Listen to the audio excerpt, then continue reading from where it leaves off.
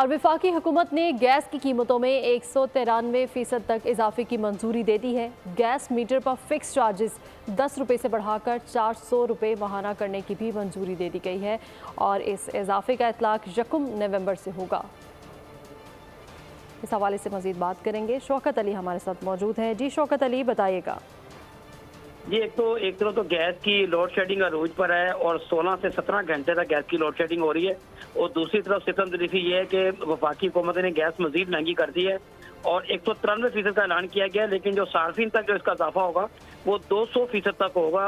और अगर जो गैस मीटर की बात करें कि जो कि इसका रेंट था गैस का मीटर का वो 10 रुपये था, वो बढ़ाकर 400 कर दिया गया। लेकिन अगर जो मिनिमम जो बिल है कम से कम जो एक शहरी का 700 से 800 रुपये का हो गया, जो कि 210 रुपये का था।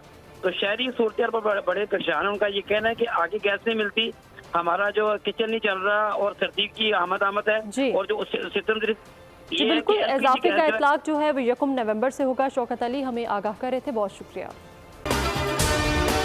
अगर आपको हमारी ये वीडियो पसंद आई है तो हमारे चैनल को सब्सक्राइब करें और बेल आइकन पर क्लिक करें। सब्सक्राइब करें और बेल दबाएं ताकि कोई खबर रह न जाए।